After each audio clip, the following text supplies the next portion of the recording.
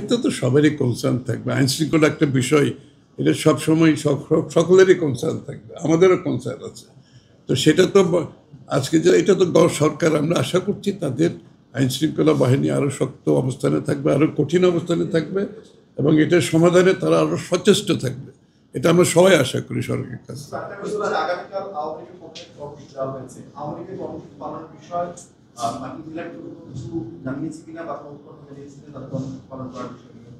আওয়ামী লীগ তো নির্বাচনের রেসেও নাই, দেশেও নাই, আওয়ামী লীগ নেত্রীও নাই, সুতরাং এটা আলোচনার কোনো বিষয় হতে পারে আমরা মনে করি।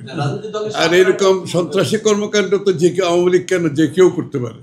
তো সন্ত্রাসী কর্মকাণ্ড তো এটার থেকে যদি আপনি সুরক্ষা চান, তাহলে আইন শৃঙ্খলা বাহিনীকে তাদের দায়িত্ব পালন করতে হবে সঠিকভাবে। না, আমি তো বলছি এরকম সন্ত্রাসী কর্মকাণ্ড যারা নির্বাচনী রেসের মধ্যেই নেই, যারা দেশেই নেই, সুতরাং যাদের কর্মকাণ্ড স্থগিত আছে, এরকম ওরা এখন সন্ত্রাসী কর্মকাণ্ড তো অনেকেই করতে পারে।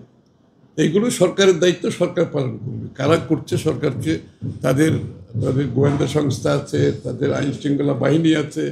আমরা আশা করছি সরকার আরও বেশি সচেষ্ট থাকবে, আরও ভালোভাবে এটার মোকাবেলা করতে হবে।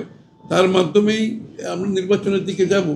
আর এইগুলো নির্বাচনের আগে কেউ সন্ত্রাসী কর্মকাণ্ডের মাধ্যমে নির্বাচনকে বাধাগ্রস্ত করতে পারবে সেটা বিশ্বাস করার কোনো কারণ নেই। বাংলাদেশের মানুষ অনেক সজাগ, তারা নির্বাচনের অপেক্ষায় আছে।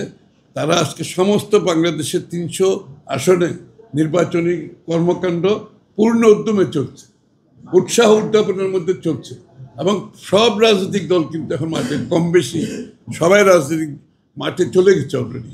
নির্বাচনের কর্মকাণ্ডে সবাই লিপ্ত, এবং ভালোভাবে নির্বাচনের কর্মকাণ্ড প্রতিটি এলাকায় কর্মকাণ্ড এখন এগিয়ে যাচ্ছে।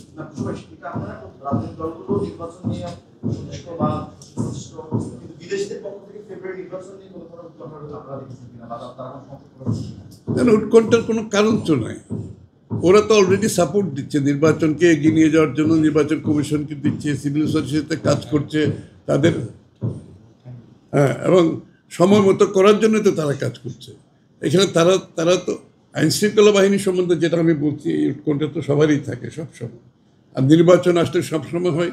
আর যারা সন্ত্রাসী কর্মকাণ্ড, এটাকে দমন করার জন্য সরকার, আমি মনে করি আইন শৃঙ্খলা বাহিনী তাদের ব্যবস্থা নেবে।